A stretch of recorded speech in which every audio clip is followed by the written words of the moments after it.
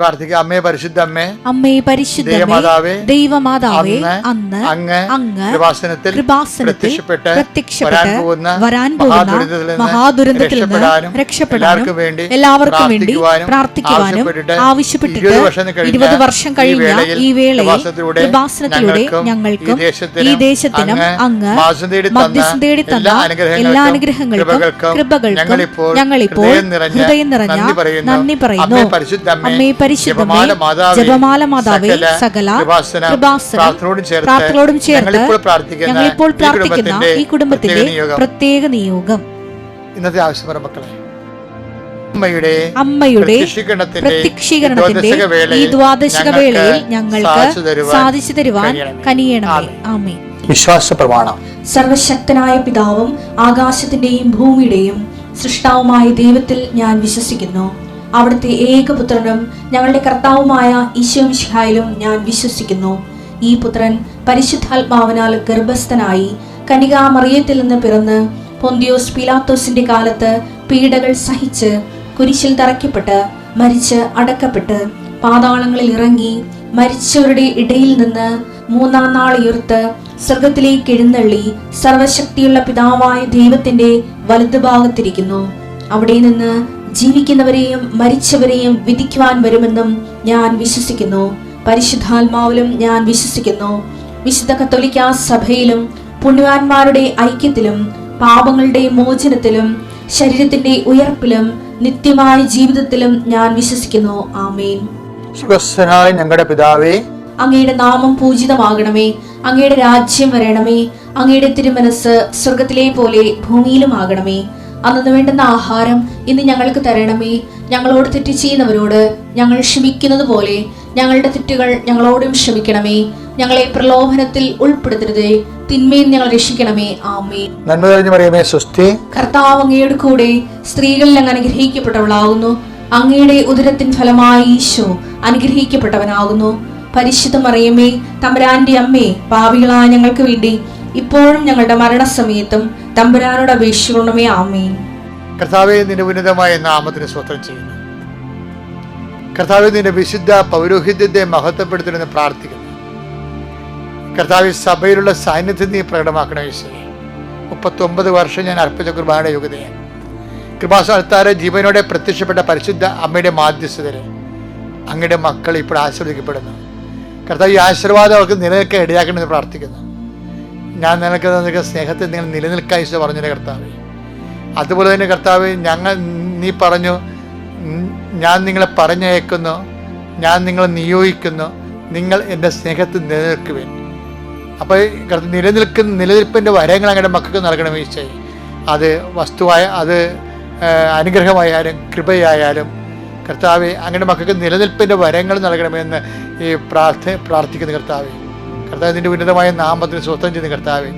കർത്താവ്, വസ്ത്രമില്ലാത്തവർക്ക് വേണ്ടി പ്രാർത്ഥിക്കുന്നവർ, വസ്ത്രം കുറഞ്ഞുള്ളവർക്കും അവർക്കെല്ലാം പങ്കുവെക്കാനുള്ള അനുഗ്രഹങ്ങൾ, അത് ഉള്ളവരത് പങ്കുവെക്കാനുള്ള കൃപ അവർക്ക് നൽകണേ കർത്താവ്. ഉടമ്പടിയിൽ ലക്ഷക്കണക്കിന് മനുഷ്യർ വസ്ത്രവും പണവും ഒക്കെ പങ്കുവെച്ചുകൊണ്ട് വലിയ സുവിശേഷ സാക്ഷി ജീവിതം നയിക്കുന്നുണ്ട് ഈശോയെ.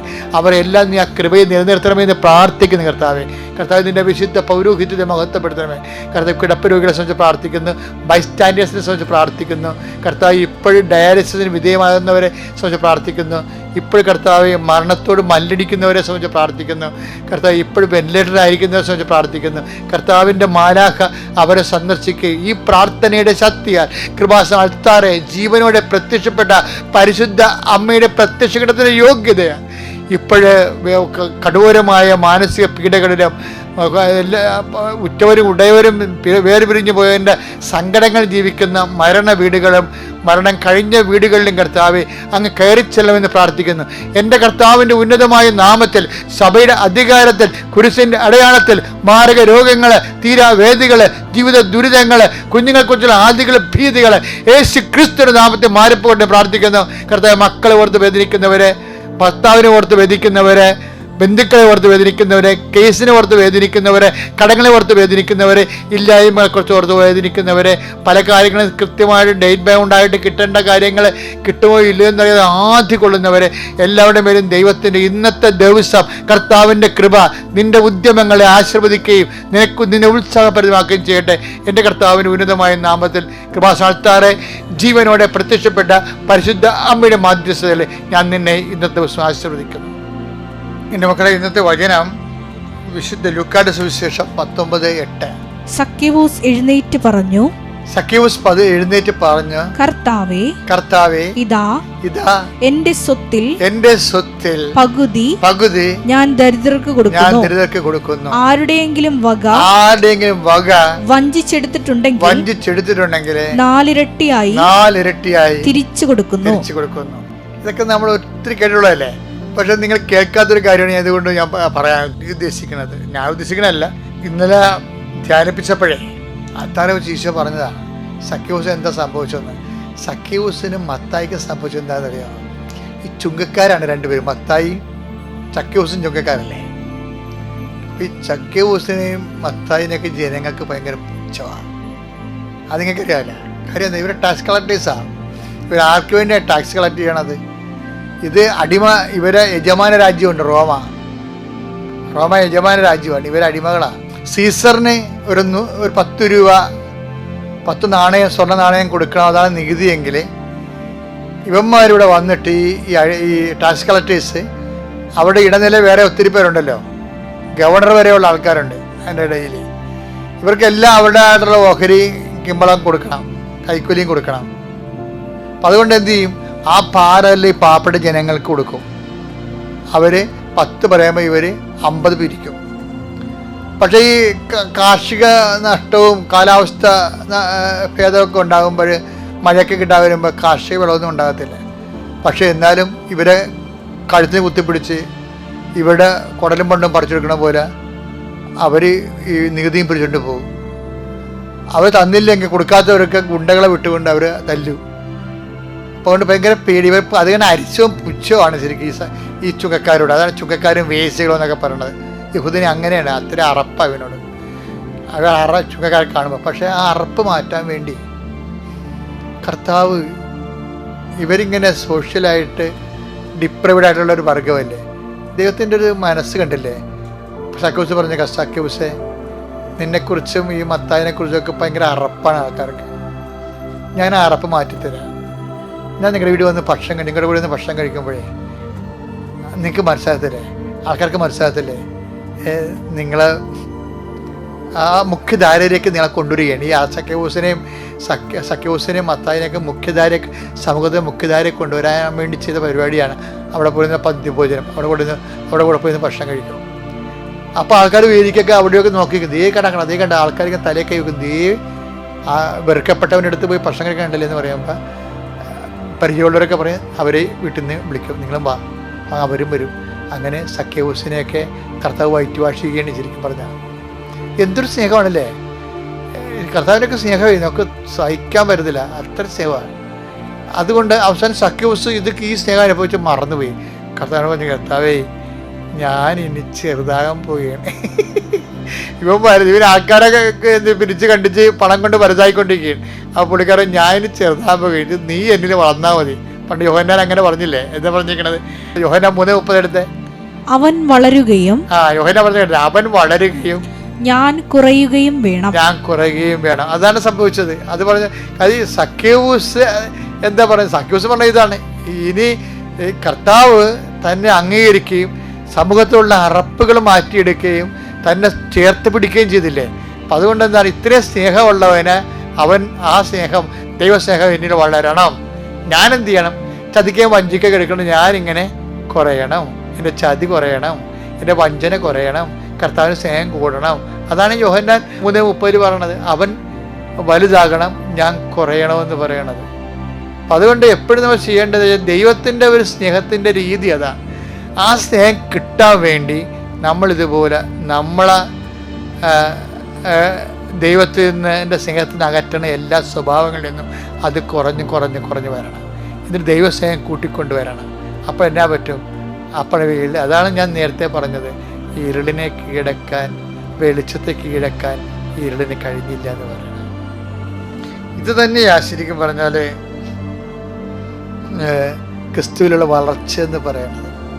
ഇപ്പം നമ്മുടെ ആധ്യാത്മിക മുന്നേറ്റത്തിൽ ഈ മഹാജൂബിലി, രക്ഷയുടെ മഹാജൂബിലി അല്ലേ, ആ മഹാജൂബിലിക്ക് രക്ഷയാകാനായ ഈശോ നമ്മളിൽ വളർന്നു വരാനും, അതോടുകൂടി നമ്മളുടെ ആ ക്രിസ്തു നമ്മൾ വളർന്നു വരുമ്പോൾ സ്വാഭാവികമായിട്ട് ജനങ്ങൾക്ക് നമ്മളുടെ അറപ്പും വെറുപ്പും, നീ അത് ഗുണ്ടയാണെങ്കിലും കൂലിത്തല്ലുകാരനാണെങ്കിലും കൊട്ടേഷൻ എടുത്ത് പോണ ആളാണെങ്കിലും ക്രിസ്തുവിൻ്റെ ഹൃദയത്തിൽ നിനക്കൊരു ഇടമുണ്ട്. അതാണ് സഖ്യവൂസ് നമ്മളെ പഠിപ്പിക്കുന്നത്, ഓരോ ദിവസവും പഠിപ്പിച്ചുകൊണ്ടിരിക്കുന്നത്. അതുകൊണ്ട് വാനസാന്തരപ്പെടാൻ വൈകേണ്ട കാര്യമില്ല.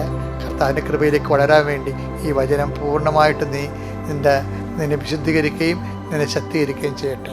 ഉടമ്പടി എന്ന് പറയുന്നത് ഭൗതികമായ ഭാഷയിൽ പറഞ്ഞാൽ സീറോ ക്യാപിറ്റലിൽ വർക്ക് ചെയ്യുന്ന ഒരു പദ്ധതിയാണ്. നമുക്കൊരു ബിസിനസ് ചെയ്യണമെങ്കിലും ജോലി വേണമെങ്കിലും നമ്മുടെ കയ്യിൽ ഭൗതികമായ ആസ്തികളുണ്ടാകണം.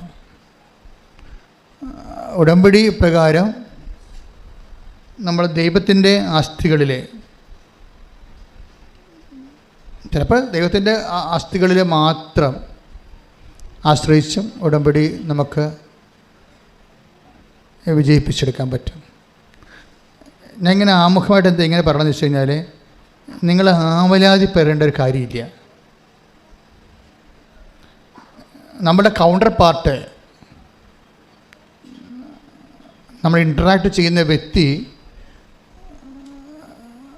ദൈവമായതുകൊണ്ട് ദൈവത്തിൻ്റെ കപ്പാസിറ്റിയിലാണ് നമ്മൾ ഉടമ്പടി ആശ്രയിക്കുന്നത്. അപ്പോൾ ദൈവത്തിൻ്റെ കപ്പാസിറ്റിയിൽ നമ്മൾ ഡ്രോ ചെയ്യണമെന്നുണ്ടെങ്കിൽ നമുക്ക് വളരെ ട്രഡീഷണൽ ആയിട്ടുള്ള കുറച്ച് കാര്യങ്ങൾ ആണ് വേണ്ടത്. ട്രഡീഷണലായിട്ട് ദൈവമായിട്ട് ഇൻട്രാക്ട് ചെയ്യാനായിട്ടുള്ള കാര്യങ്ങളിലൊന്ന് വിശ്വസ്തതയാണ്.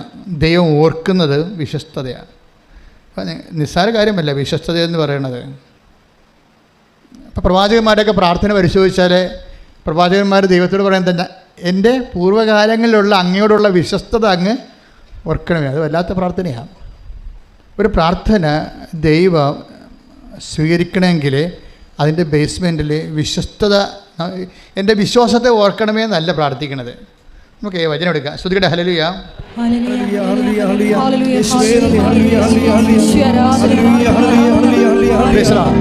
ഈ എസക്കിയ രാജാവിനെ, എസക്കിയയുടെ രോഗശാന്തി നമ്മളുടെ ഉടമ്പടിയുടെ ഒരു പ്രധാനപ്പെട്ട സബ്ജക്റ്റാണ്. നിങ്ങൾ ഉടമ്പടിയുടെ പഴയ പുസ്തകം ആണ് കയ്യിലിരിക്കണമെങ്കിൽ അതിലുണ്ട്. ആദ്യം ഞാൻ ഉടമ്പടി പുസ്തകം എഴുതുന്ന ഒരു കാലം 2016 കാലഘട്ടങ്ങളിൽ കർത്താവ് വളരെ ക്ലാസിക്കലായിട്ട് കുറച്ച് ഉദാഹരണം എനിക്ക് തന്നു. ഉടമ്പടി എഴുതിക്കൊണ്ടിരിക്കുന്ന സമയത്താണ് അതെല്ലാം മനസ്സിൽ ഉറപ്പിച്ച് വന്നിട്ട് ഞാൻ അപ്പം തന്നെ എഴുതിയത്. അപ്പം അതിനകത്ത് ഒന്ന് ഹെസക്കിയയുടെ രോഗശാന്തിയാണ്. എന്തുകൊണ്ട് നീ ഉപ്പ് ഉപയോഗിക്കുന്നു, എന്തുകൊണ്ട് നീ തൈലം ഉപയോഗിക്കുന്നു. ഉപ്പിനെക്കുറിച്ചും തൈലത്തെക്കുറിച്ചൊക്കെ എഴുതിക്കൊണ്ടിരിക്കുകയാണ്. എനിക്കറിയത്തില്ല, എന്നോട് ഉപ്പിനെക്കുറിച്ച് പറഞ്ഞിട്ടുണ്ട്, തൈലത്തെക്കുറിച്ചൊക്കെ പറഞ്ഞുകൊണ്ടിരിക്കുകയാണ്. മനസ്സിൽ ആത്മാവ് ഇങ്ങനെ തെളിയിച്ചിട്ടുണ്ട്. പക്ഷേ എൻ്റെ മനസ്സിലേക്കാണ് ഇതൊക്കെ ഉപയോഗിക്കുമ്പോൾ എന്തുകൊണ്ട് എന്ന് ജനങ്ങൾ ചോദിച്ചാൽ ഞാൻ എന്ത് പറയും? ഞാൻ തിരിച്ചു ചോദിക്കും മനസ്സിൽ, കർത്താവ് ഉപ്പ് ഉപയോഗിച്ച് എന്തുകൊണ്ടാണെന്ന് ജനം ഉപയോഗിച്ച് ചോദിച്ചാൽ നമ്മൾ എന്ത് പറയും? തൈലം ഉപയോഗിക്കാൻ പറഞ്ഞിരിക്കണത് നമ്മൾ എന്തുകൊണ്ടാണ് തൈലം ഉപയോഗിക്കണമെന്ന് ജനങ്ങൾ ഇങ്ങോട്ട് ചോദിച്ചാൽ, ജനങ്ങൾ എഡ്യൂക്കേറ്റഡ് ആണ്. പകുതിയോളം ആൾക്കാർ ഇപ്പോൾ ഇവിടെ തന്നെ വരുന്നത് മെഡിക്കൽ ഫീൽഡിലുള്ളവരാണ്. അപ്പോൾ ശാസ്ത്രീയമായിട്ട് വിഷയങ്ങൾ പഠിച്ചിട്ടുള്ള ആൾക്കാരാണ്. അപ്പോൾ അവരിങ്ങനെ ഓരോരോ ചോദ്യങ്ങൾ ചോദിച്ചാൽ നമ്മൾ എന്ത് പറയും എന്നൊക്കെ എൻ്റെ മനസ്സിലെ ഒരു ആന്തരികമായ നിശബ്ദമായ ആശങ്കകളിലാണ് ഞാൻ എഴുതിക്കൊണ്ടിരിക്കുമ്പോഴൊക്കെ കർത്താവ് എനിക്കൊരു ബിംബങ്ങൾ കാണിച്ചു തരുമായിരുന്നു. അതിലൊന്നാണ് എസക്കിയ കാണിച്ചു. എസക്കിയ രാജാവാണ് അദ്ദേഹം. പക്ഷേ അദ്ദേഹത്തിന് പെട്ടെന്ന് രോഗം വന്ന് അദ്ദേഹം കിടപ്പിലാകുമ്പോൾ ആമോസിൻ്റെ മകൻ ഏഷ്യ ദീർഘദർശി വന്നിട്ട് എസക്കിയ രാജാവിനോട് പറയും, നിൻ്റെ സമയം തീരാറായി, നീ ബാലൻസ് ഷീറ്റൊക്കെ പരിശോധിച്ചിട്ട് കുടുംബകാര്യങ്ങൾ സെറ്റ് ചെയ്യാൻ പറയും. കൊടുക്കാനുള്ളവർക്ക് കൊടുക്കാനും വാങ്ങിക്കാനുള്ളവർക്ക് വാങ്ങിക്കാനും ഒക്കെ കൊടുത്തിട്ട് അത് കറക്റ്റ് ചെയ്യാൻ പറയും. അപ്പോൾ ഹെസക്കിയ സങ്കടപ്പെട്ട് ഭിത്തിയിലേക്ക് തിരിഞ്ഞിട്ട് കണ്ണീരോടെ പ്രാർത്ഥിക്കും. കരീന് ദിവസങ്ങൾ എണ്ണിയിരിക്കുകയല്ലേ. അപ്പോൾ തൻ്റെ കാര്യസ്ഥതയും കണക്കും ഒക്കെ ഓഡിറ്റ് ചെയ്ത് കറക്റ്റ് ചെയ്യാൻ വേണ്ടി പറഞ്ഞിരിക്കുകയാണ്. പ്രവാചകനെ അരുളപ്പാടുണ്ടാകുന്നതാണ്. അപ്പോൾ അദ്ദേഹം കണ്ണീർ വാർത്ത് ഭിത്തിയിലേക്ക് നോക്കി, കർത്താവേ എന്ന് പറഞ്ഞിട്ട് പുള്ളിക്ക് എന്ത് പറയണമെന്ന് അറിയത്തില്ല. കാര്യം ടൈം കഴിഞ്ഞല്ലോ. അപ്പോൾ അതുകൊണ്ട് എന്ത് പറഞ്ഞിട്ടാണ് കർത്താവിൻ്റെ മനസ്സൊന്ന് ഇളകി. പുള്ളിക്കൊരു 10 കൊല്ലം കൂടി കിട്ടിയാൽ കൊള്ളാവുന്നുണ്ട്. പക്ഷെ അതിന് എന്ത് പറഞ്ഞ് പ്രാർത്ഥിക്കും? അതാണ് അദ്ദേഹത്തിൻ്റെ പ്രശ്നം. 10 കൊല്ലം കൂടി കിട്ടിയാൽ കൊള്ളാവുന്നുണ്ട്, പക്ഷെ അതിന് എന്ത് പറഞ്ഞ് പ്രാർത്ഥിക്കും? പക്ഷെ അദ്ദേഹം പ്രാർത്ഥിച്ച പ്രാർത്ഥന അതിലൊന്ന് ആദ്യത്തേത് എസക്കിയ പ്രാർത്ഥിക്കുന്നത് 38:2 വായിച്ച് ശ്രുതികടെ ഹല്ലേലൂയ. 38:2 ഹെസക്കിയ ചുമരിൻ്റെ നേരെ തിരിഞ്ഞ് കർത്താവിനോട് പ്രാർത്ഥിച്ചു. കർത്താവെ, ഞാൻ വിശ്വസ്തയോടും പൂർണ്ണ ഹൃദയത്തോടും കൂടെ അങ്ങയുടെ മുൻപിൽ വ്യാപരിച്ചുവെന്നും അങ്ങേക്ക് പ്രീതികരമായത് എപ്പോഴും അനുവർത്തിച്ചുവെന്നും അങ്ങ് ഇപ്പോൾ അനുസ്മരിക്കണമേ. ഇത് അതായത് നമ്മളെക്കുറിച്ച്, ഇതാണ് നമ്മുടെ ആസ്തി എന്ന് പറയുന്നത്. നമ്മളെക്കുറിച്ച് അത്യാഹിത കഥ. ഇപ്പോൾ അദ്ദേഹത്തിന് ആയുസിൻ്റെ പ്രശ്നമാണ്, നമുക്ക് ജോലിയുടെ പ്രശ്നമാകാം, ചിലപ്പോൾ വീടിൻ്റെ പ്രശ്നമാകാം, ചിലപ്പോൾ വിവാഹത്തിൻ്റെ പ്രശ്നമാകാം, അപ്പോൾ നമുക്ക് വേറെ പ്രശ്നങ്ങളാകാം. പക്ഷെ നമ്മൾ ദൈവതിരുസന്നിധിയിൽ ആസ്തികളെ ഡ്രോ ചെയ്യുന്നതിന് ആദ്യം പ്രാർത്ഥിക്കേണ്ട പ്രാർത്ഥനയുടെ ഒരു രൂപമാണിത്. എന്താണ് പറയണത്? 38:2 എസക്കിയ ചുമരിൻ്റെ നേരെ തിരിഞ്ഞ് കർത്താവിനോട് പ്രാർത്ഥിച്ചു. എന്താ പ്രാർത്ഥിച്ചത്? കർത്താവേ, ഞാൻ വിശ്വസ്തയോടും. ഒന്നാമത്തെ കാര്യം എന്താണ്? വിശ്വസ്തത. രണ്ടാമത്തെ കാര്യം വിശ്വസ്തയോടും അതുപോലെ തന്നെ പൂർണ്ണ ഹൃദയത്തോടും കൂടെ. ഇത് രണ്ടും പ്രധാനപ്പെട്ട വിഷയമാണ്. ഉടമ്പടി പെട്ടെന്ന് കത്താനുള്ള നമ്മൾക്ക് ക്രമീകരിക്കാനുള്ള 2 കാര്യങ്ങളാണ്. ഒന്ന് വിശ്വസ്തത, രണ്ടാമത്തത് ഹൃദയത്തിൻ്റെ പൂർണ്ണത. നമ്മളൊരു ഹാഫ് മൈൻഡായിട്ട് ചില ആൾക്കാർ ചെയ്യും. അത് ചെയ്യുമ്പോൾ അറിയാൻ പറ്റും. ദൈവത്തിനെ ഹാഫ് മൈൻഡായിട്ട് ചെയ്യണത് കായൻ്റെ ബലി പോലെ റിജക്റ്റ് ചെയ്യപ്പെടാൻ സാധ്യതയുണ്ട്. നിങ്ങൾ ഈ മാതപ്പിന് പിടിച്ച പോലെ 2 പത്രം ആർക്ക് കൊടുക്കാനാണ്, എപ്പോൾ കൊടുക്കും, ഏത് ആശുപത്രി പോകാനാണ്, അവർ വല്ലതും പറയുക, ഇങ്ങനെയൊക്കെ പിച്ചുമ്പയും പറഞ്ഞ് പ്രാന്തികളെപ്പോലെ പ്രേക്ഷിത പ്രവർത്തനം ചെയ്യത്തില്ലേ? ഹാഫ് മൈൻഡാണത്. അത് കായൻ്റെ ബലി പോലെ റിജക്റ്റഡ് ആകും. കാര്യം നിങ്ങളുടെ ഈ കാട്ടിക്കൊണ്ടുകൊണ്ട് ദൈവത്തിന് പ്രത്യേകിച്ച് കാര്യങ്ങളൊന്നുമില്ല. ദൈവം നോക്കണത് നിങ്ങൾ ഫിഡേലാണോ എന്ന് നോക്കും. ഈ ചെയ്യുന്ന ആളിനെ എന്ത് ചെയ്തു എന്നല്ല. നമ്മളെപ്പോഴും അച്ഛൻ നിങ്ങൾ പറഞ്ഞിരിക്കുന്ന വിഷയമുണ്ട്. എന്താണ്? എന്ത് ചെയ്തു എന്നതിനേക്കാൾ ഉപരി എന്ത് സ്പിരിറ്റ് കൊണ്ട് ചെയ്തു എന്നാണ്. അത് എപ്പോഴും ദൈവത്തിൻ്റെ തിരുസേന വരുമ്പോൾ നമ്മൾ എന്ത് ചെയ്തു എന്നല്ല പ്രശ്നം. അത് ചെയ്തപ്പോൾ വാട്ട് സ്പിരിറ്റ് ലീഡ്സ് യു. കർത്താവും വന്നപ്പോൾ ചോദിച്ച ചോദ്യം അതാണ്. എന്താ അങ്ങനെ ചെയ്തപ്പോൾ എന്ത് അരൂപിയാണ് നിങ്ങളെ നയിച്ചത്? അത് ഭയങ്കര സീരിയസ് വിഷയമാണ്. എന്ത് അരൂപിയാണ് നിങ്ങളെ ഓരോ കാര്യങ്ങൾ ചെയ്യാൻ, പ്രേക്ഷിത പ്രവർത്തനം ചെയ്യുമ്പോൾ എന്ത് അരൂപിയാണ് നിങ്ങളെ നയിച്ചത് എന്ന് വെച്ച് കഴിഞ്ഞാൽ ദൈവസ്നേഹം കൊണ്ട് നമുക്ക് ചെയ്യാൻ പറ്റും. ദൈവത്തോടുള്ള കടുത്ത സ്നേഹം കൊണ്ട് ചെയ്യാൻ പറ്റും. വല്ലപാടും ചെയ്ത് ഒപ്പിച്ചിട്ട് വിസ പ്രോസസ്സിങ് ത്വരിതപ്പെടുത്തി ചെയ്യാൻ പറ്റും. ത്വരിതപ്പെടുത്താൻ വേണ്ടി ചെയ്യാം. എന്ത് മണ്ണാങ്കട്ടയാലും ശരി മാങ്ങാത്തൊരിയാലും ചെയ്ത് തുലച്ചേക്കാമെന്ന് പറഞ്ഞുകൊണ്ട് 5 കെട്ട് പത്രത്തിന് 50 കെട്ട് പത്രം മേടിച്ച് കൊടുത്ത് കൊണ്ടേ ഒപ്പിക്കും. ചിലപ്പോൾ നിങ്ങളെ 50 കെട്ട് പത്രമായിരിക്കും മേടിച്ച് കൊടുക്കണത്. എന്താ ഉദ്ദേശിക്കുന്നത്? ദൈവത്തിന് എന്നാ പ്രസാദമാണോ ഉണ്ടാകാൻ പോണത്, എന്തെങ്കിലും ചെയ്തായാലും ശരി നമ്മുടെ കാര്യം എന്ന വസ്തു വിറ്റ് കിട്ടിയാൽ മതി എന്ന്. അതാണ് വാട്ട് സ്പിരിറ്റ് ലീഡ്സ് യു. അവിടെ പ്രോബ്ലം ഇതാണ്. ചിലപ്പോൾ ഒരു ദിവസം, ഇപ്പോൾ കഴിഞ്ഞ ദിവസത്തെ ഒരു സാക്ഷ്യം നമ്മൾ ഞെട്ടിച്ച് കളഞ്ഞത്, ഒരു ഗർഭിണി ചേച്ചി 10 കിലോമീറ്റർ സഞ്ചരിച്ച് കൊണ്ടൊരു പത്രം കൊടുക്കാൻ പോയി ഒരു വീട്ടിൽ. അവർക്കിത് ആവശ്യമാണ്, അവർ ദൈവത്തിലേക്ക് വരണം. അതെന്ത് അരൂപിയാണത്? ഗർഭിണിക്ക് നടക്കാൻ തന്നെ പാടാ. ഗർഭിണി ചേച്ചി ഒരു പത്രം കൊടുക്കാൻ വേണ്ടി 10 കിലോമീറ്റർ സഞ്ചരിച്ച് പോയിരിക്കുകയാണ്. എന്താണ്? ആ വീട്ടിലേക്ക് കൊടുക്കണം. എന്താണ്? അവർ കർത്താവിനെ അറിയണം. അതെന്താണ്? അതെന്തരൂപിയാണ്? ദൈവസ്നേഹമാണ്. അതാ പ്രശ്നം. ചിലപ്പോൾ നിങ്ങൾ 10 കെട്ട് പത്രം കൊടുക്കുമായിരിക്കും, പക്ഷേ ഇത് എങ്ങനെയെങ്കിലും കൊടുത്ത് ചെന്ന് എണ്ണം തികച്ചിട്ട് അതുവഴി നമ്മുടെ വിസ പ്രോസസ്സിങ് ത്വരിതപ്പെടുത്തുക, പരീക്ഷ ജയിക്കുക എന്ന് പറയുമ്പോൾ നിങ്ങൾ സ്നേഹിക്കുന്നത് ആരെ? നിങ്ങളെ തന്നെയാണ്, ദൈവത്തെ അല്ല. ദൈവത്തിന് അതറിയാം, അഭ്യാസം അറിയാം. നിങ്ങളെ തന്നെയാണ്. നിങ്ങളെങ്ങനെ കരകയറാൻ വേണ്ടി, കാര്യം കാണാൻ വേണ്ടി കാലം പിടിക്കണമെന്ന് പറഞ്ഞതുപോലെ ദൈവത്തിൻ്റെ കാലം പിടിച്ചേക്കാണ്. അത് ദൈവസ്നേഹമല്ല ശരിക്കും പറഞ്ഞു. നിങ്ങളുടെ വിഷയത്തോടുള്ള സ്നേഹമാണ്. അപ്പോൾ ദൈവത്തിന് അറിയാൻ പറ്റും. അത് പൂർണ്ണ. അതാണ് എസക്കിയ പ്രാർത്ഥിക്കണം. ഒന്നിന് വായിച്ചോളൂ. എസക്കിയ 2:32. കർത്താവേ, ഞാൻ വിശ്വസ്തയോടും പൂർണ്ണ ഹൃദയത്തോടും കൂടെ അങ്ങയുടെ മുൻപിൽ വ്യാപരിച്ചുവെന്നും അങ്ങേക്ക് പ്രീതികരമായത് എപ്പോഴും അനുവർത്തിച്ചുവെന്നും അങ്ങിപ്പോൾ അനുസ്മരിക്കണമേ. ദൈവത്തിന് പ്രീതികരമായെന്ന് വെച്ച് കഴിഞ്ഞാൽ അത് ദൈവത്തിൻ്റെ ദൈവത്തിൻ്റെ പ്രീതികരമായിട്ട് എങ്ങനെ നമ്മൾ ജീവിക്കണത്, അത് വിൽ ഓഫ് ഗോഡ് ആണെന്ന് നോക്കണം. അതാണ് ദൈവത്തിന് പ്രീതി എന്ന് പറയണത്. ദൈവത്തിൻ്റെ ഇപ്പം നമ്മളിത് മുഴുവൻ പോണത് നിങ്ങളുടെ പ്രീതികരമായ വിഷയങ്ങളായിട്ടാണ് ഇത് വരണത് 14. അപ്പോൾ ദൈവത്തിന് അറിയാം ഇത് നിങ്ങളുടെ വിഷയം നിറവേറ്റി കഴിഞ്ഞാൽ പിന്നെ നിങ്ങൾ ഉടമ്പടിയിൽ ഉണ്ടാകത്തില്ലെന്ന് ദൈവത്തിന് അറിയാം. കഴിഞ്ഞ ദിവസങ്ങളിൽ ഒരു ഫിലിം ഡയറക്ടർ ഇവിടെ വന്നിട്ടുണ്ടായിരുന്നു. അപ്പോൾ അയാൾ എന്നോട് ഒരു ചോദ്യം ചോദിച്ചോളൂ.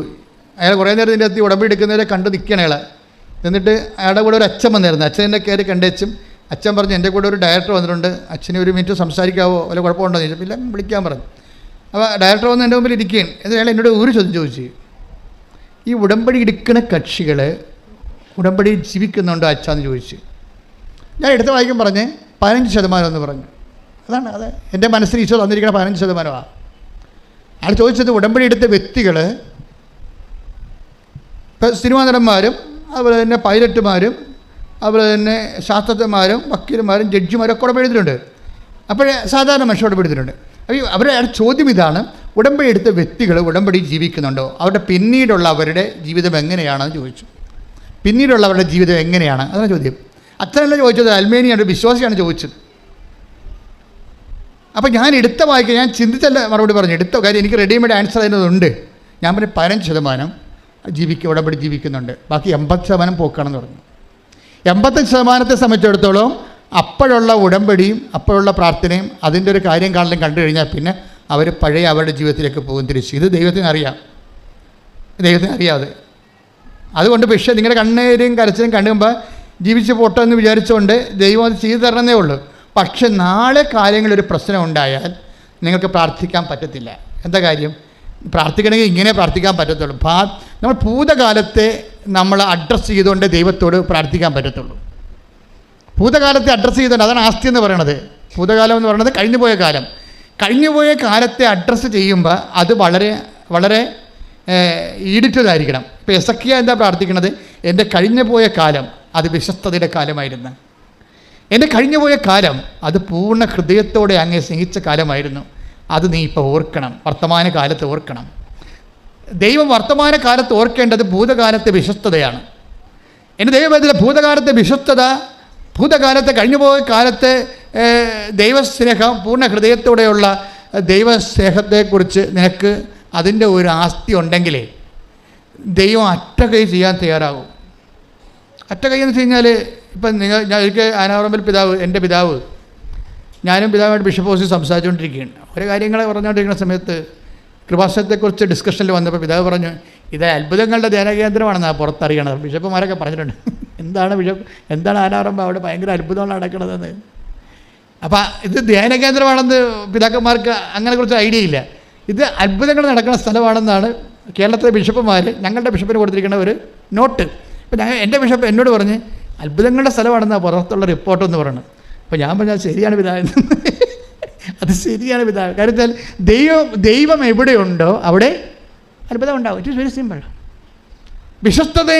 വിശ്വസ്തതയും ഭാഗികമല്ലാത്ത പൂർണ്ണമായ ഹൃദയത്തോടു കൂടി ദൈവത്തിൻ്റെ തിരുസന്നിധി. നിങ്ങൾക്കറിയാമല്ലോ, ഞാൻ ഇന്നലെ കൊച്ചത്തിൻ്റെ കൂടെ പോയി കുമ്പസാരിച്ചു.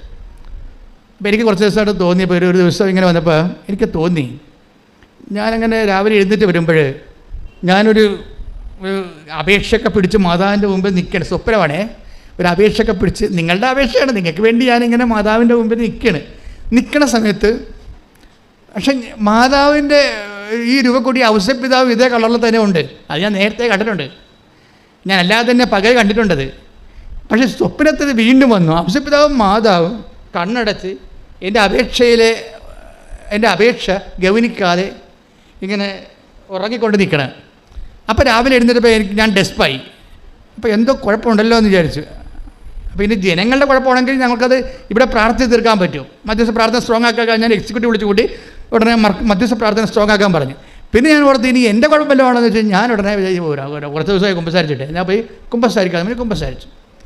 അപ്പോൾ എന്താ പ്രശ്നം വെച്ച് കഴിഞ്ഞാൽ, പണ്ട് ഞാൻ അതായത് 460 രൂപയ്ക്ക് ഓട്ടോറിക്ഷയ്ക്ക് പോയി കുമ്പസാരിച്ചിട്ടുണ്ട്. 460. അന്ന് ഉടമ്പടിയൊന്നും ദൈവം തന്നിട്ടില്ല. ഒരു ഓട്ടോറിക്ഷ പിടിച്ച് ഓരോ പള്ളികളിൽ നടക്കുകയാണ്. അച്ഛനില്ല അവിടെ, കുമ്പസാരിക്കാൻ വേണ്ടി നടക്കുകയാണ്. അപ്പോൾ എനിക്ക് സ്വന്തമായിട്ട് വണ്ടി ഓടിക്കണ പരിപാടി പണ്ട് പോലെ ഇല്ല. ആരെയും കൊണ്ടുപോകാനാണ് പോണത്. അപ്പോൾ അന്ന് ആരില്ല കൊണ്ടുപോകാൻ. അപ്പോൾ ഓരോ ഓട്ടോറിക്ഷ പിടിച്ച് എന്തിനാണ് കുമ്പസാരിക്കാൻ പോകാനാണ്. അപ്പോൾ അടുത്ത ഒരു ആശ്രമത്തിൽ ചെന്ന് അവിടെ അച്ഛനില്ല. പിന്നെ അവിടുന്ന് വേറെ ആശ്രമത്തിൽ പോയി, അവിടെ അച്ഛനില്ല. ആശ്രമം ഉള്ള പാട്ടിൽ പോയി അച്ഛനെ കണ്ടുപിടിച്ചപ്പോൾ 460 രൂപയെ ഓട്ടോറിക്ഷ. അപ്പോൾ ഇത് 460 രൂപയ്ക്ക് കുമ്പസാരിക്കേണ്ട വല്ല കാര്യമുണ്ട്? എന്താ, നമ്മളധികം പാപ സാഹചര്യങ്ങളല്ലല്ലോ ജീവിക്കണത്, കർത്താവിൻ്റെ ജോലി തന്നെയാണല്ലോ എപ്പോഴും ചെയ്യണത്.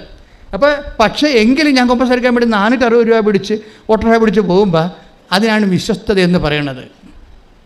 അതിനാണ് അമ്മമല പ്രത്യക്ഷപ്പെട്ടിട്ടുണ്ടെങ്കിലേ അതിന് കാരണങ്ങളുണ്ട്. അതിന് ഒരു കാരണം എന്ന് വെച്ച് കഴിഞ്ഞാൽ, ഇപ്പോൾ ദുരന്തമുണ്ടാകാം. ഇപ്പോൾ ഞാൻ കഴിഞ്ഞ ദിവസം ക്ലിനിക്കോട് സംസാരിക്കുകയായിരുന്നു. ഒരു കാര്യമെന്ന് പറയുന്നത്, ദൈവം എന്നോട് പറഞ്ഞു അമ്മമല പ്രത്യക്ഷപ്പെട്ടതിന് ശേഷം എന്താ പറഞ്ഞത്, ദുരന്തമുണ്ടാകാൻ പോണ് പ്രാർത്ഥിക്കണമെന്ന്. അപ്പോൾ ഞാനത് ബുദ്ധിപൂർവ്വം എടുക്കുന്ന ആളല്ല. ഞാൻ ദൈവം എന്താ പറയണത് അത് അതുപോലെ നടപ്പിലാക്കും. എനിക്കറിയാം ഇത് അച്ഛന്മാരൊക്കെ എന്നെ കളിയാക്കും, ഇതിങ്ങൾക്ക് വട്ടുപോലെ തോന്നിയതാണ്, സ്വപ്നം കണ്ടതായിരിക്കും. ഇന്നലെ കണ്ണൻ എന്നും പറഞ്ഞൊരുത്തൻ, അവൻ കത്തോലിക്കൊന്നും അല്ല കേട്ടാ, അവൻ ക്രിസ്ത്യാനിയല്ല. കണ്ണൻ്റെ സാക്ഷ്യം എന്താണെന്ന് അറിയാമോ? പണ്ട് ഞാനിവിടെ സാക്ഷ്യം പറഞ്ഞതാണ്. കണ്ണൻ മലബാറുകാരനാണ്. കണ്ണൻ പറയണത് പണ്ട് ഞാനിവിടെ സാക്ഷ്യം പറഞ്ഞതാണ്. അന്ന് ഞാൻ പറഞ്ഞത് ഉടമ്പടി ആധ്യാത്മികതയുടെ ഒരു സ്കൂളാണെന്നാണ് പറഞ്ഞത്. പക്ഷേ ഇന്ന് ഞാൻ പറയണത് അതല്ല. ഉടമ്പടി എന്ന് പറയണത് നിത്യതയുടെ താക്കോലാണെന്ന്. ശ്രുതികട്ടെ ഹല്ലേലൂയ. ഹല്ലേലൂയ ഹല്ലേലൂയ ഹല്ലേലൂയ. യേശുവേ, നിത്യജീവനിലേക്ക് ഞങ്ങളെ നയിക്കുന്ന ഉടമ്പടി എന്ന വലിയ പദ്ധതിക്ക് നന്ദി പറയുന്നു. സ്വർഗ്ഗപിതാവിന്റെ സ്നേഹത്തിന് നന്ദി പറയുന്നു. ഹല്ലേലൂയ. പരിശുദ്ധ പരമദിവ്യകാരുണ്യത്തിന് ആരാധനയും സ്തുതിയും പുകഴ്ചയും ഉണ്ടായിരിക്കട്ടെ. അപ്പം ബുദ്ധി കൊണ്ട് ദൈവത്തെ മനസ്സിലാക്കുന്ന ഒരു കാലത്തിൻ്റെ അപ്പുറത്ത് ഹൃദയത്തെ കൊണ്ട് മനസ്സിലാക്കുന്നവരുടെ ആധ്യാത്മിക അനുഭവങ്ങളെ ജാതിക്കും മതത്തിനും അപ്പുറത്താണ് കണ്ണന്മാർ ജീവിക്കണത്. എന്താണ് ഉടമ്പടി നിത്യതയുടെ താക്കോല്? എന്തൊരു വർത്തമാനാണ്. ഞാൻ കീഴ്പാട് കുമ്പിട്ട് പോയി. എന്താ കാര്യം? ഉടമ്പടി നിത്യതയുടെ താക്കോലെന്ന് പറയണമെങ്കിൽ പരിശുദ്ധാത്മാവ് നേരിട്ട് വന്ന് അവരോട് പറഞ്ഞു കാണുന്നത്. അതാണ് അവരുടെ ജ്ഞാനം. ശ്രുതികട്ടെ ഹല്ലേലൂയ. ഹല്ലേലൂയ ഹല്ലേലൂയ ഹല്ലേലൂയ. പുസ്തകത്തിൽ പറയുന്നത് പോലെ ആത്മാവിന്റെ വലിയ വെളിപ്പെടുത്തൽ നൽകുന്നതിന് നന്ദി പറയുന്നു. ഹല്ലേലൂയ. പരിശുദ്ധ പരമദിവ്യകാരുണ്യത്തിന് ആരാധനയും സ്തുതിയും പുകഴ്ചയും ഉണ്ടായിരിക്കട്ടെ. എൻ്റെ മക്കളെ, അച്ഛൻ പറഞ്ഞു വരണത് എന്താണെന്ന് അറിയാമോ? ഇതിന് ആസ്തി ഭദ്രതയെക്കുറിച്ചാണ് പറയണത്. അത് നിങ്ങൾക്ക് അതായത് ദൈവസ്നേഹ, ദൈവത്തോടുള്ള ആർദ്രമായ, ദൈവത്തിന് വേണ്ടി ജീവിക്കണം. ദൈവത്തിന് വേണ്ടി ജീവിക്കണം. അപ്പോൾ ദൈവത്തിന് വേണ്ടി ജീവിക്കണമെന്ന് തോന്നുകയാണെങ്കിൽ ദൈവത്തിനോട് അത്രയും ഒരു സ്നേഹം ഉണ്ടാകണം. എൻ്റെ മക്കളെ, നിങ്ങളെ തിരികെ കത്തിക്കത്തില്ല. പച്ചത്തിരും നിരക്കത്തിരും കത്തിക്കുമ്പോൾ എൻ്റെ വീട്, എൻ്റെ വിഭാഗം, എൻ്റെ മക്കൾ അല്ലോ. എൻ്റെ ദൈവമേ, നിൻ്റെ രാജ്യം വരണമേ, നിൻ്റെ തിരുമനസ് സ്വർഗ്ഗത്തിലെ പോലെ ഭൂമിയിലുമാകണമേ, നിനക്ക് വേണ്ടി ജീവിക്കാൻ സ്വർഗ്ഗത്തിൻ്റെ ഉപകരണമാക്കണമേ. ശ്രദ്ധിക്കട്ടെ. ഹല്ലേലൂയ ഹല്ലേലൂയ ഹല്ലേലൂയ. മരിയയുടെ ഉടമ്പടിയുടെ പ്രാർത്ഥനകൾ എല്ലാവരെയും ദൈവരാജ്യത്തിന്റെ പോരാളികളാക്കി മാറ്റണമേ. ഹല്ലേലൂയ. ആരാധന ആരാധന. ഹല്ലേലൂയ. ആരാധന. ഹല്ലേലൂയ. പരിശുദ്ധ പരമദിവ്യകാരുണ്യത്തിന് ആരാധനയും സ്തുതിയും പുകഴ്ചയും ഉണ്ടായിരിക്കട്ടെ. ഇപ്പം ഞാൻ കുഞ്ഞുങ്ങളെ എടുക്കാനൊക്കെ ഒരു മരിങ്ങെന്ന് പറയത്തില്ലേ? മരിങ്ങെന്നൊക്കെയാണ് ആലപ്പുഴ ഭാഷ. ഇപ്പം നമ്മൾ ഈ കുഞ്ഞു കുട്ടികളൊക്കെ ഒരു ജ്ഞാനസ്ഥാന പ്രായമാകണ സമയത്തൊക്കെ സാധാരണ അമ്മമാർ കുഞ്ഞുങ്ങളെ കൈമാറി കൊടുക്കത്തില്ലല്ലോ. ആശുപത്രിയിൽ നിന്നൊക്കെ പെറ്റ് വന്നിട്ടും കുഞ്ഞുങ്ങളെ അടുത്ത് അവിടെ പോയി ഇരിക്കും, തൊടിക്കത്തൊന്നുമില്ല. കാര്യം കൊച്ചു പിള്ളേരായാലും നമ്മുടെ ആൻറ്റിമാരായാലും കുഞ്ഞുങ്ങളെ വന്ന് എടുക്കുന്നതിൻ്റെ കൈ ഈ ഒരു മരിങ്ങുണ്ട്, അതല്പം തെറ്റിപ്പോയാൽ കുഞ്ഞിന് നീർക്കെട്ടലുണ്ടാവും. അതുകൊണ്ട് അമ്മമാർ തന്നെ എടുക്കണം. അതുകൊണ്ട് അമ്മമാരല്ല കൈമാറി എടുത്താൽ കൊച്ചുക്ക് നിലവിളിക്കുകയും ചെയ്യും ഉടനെ. അത് എഴുതുന്ന പേന പോലെ ഒരു തായമുണ്ട്, അതിന് എടുക്കുന്നതിന് തായമുണ്ട്. ഇതുപോലെ ദൈവസ്നേഹത്തിനൊരു തായമുണ്ട്.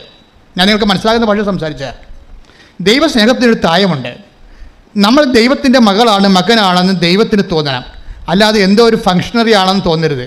ഇപ്പോൾ ഒരു വിഷയമുണ്ടായി, അതിൻ്റെ പേരിൽ ഇപ്പോൾ ഒന്ന് കുറച്ച് ആധ്യാത്മിക അഭ്യാസങ്ങൾ കാണിച്ചു കൂട്ടുന്ന എന്തോ ഒരു വസ്തുവാണെന്ന് തോന്നരുത്. മറിച്ച് ദൈവത്തെ സ്നേഹിക്കാൻ എന്ത് ഞാൻ ഉടമ്പടി എടുത്തതെന്ന് ചോദിച്ചാൽ ഒറ്റടിക്ക് പറയണം, ഞാൻ ദൈവത്തെ സ്നേഹിക്കാൻ തീരുമാനിച്ചെന്ന് പറയണം. മനസ്സിലായില്ലേ? എന്തിനാണ് നിങ്ങൾ ഉടമ്പടി എടുത്തത്? ശ്രുതികട്ടെ. ഹല്ലേലൂയ.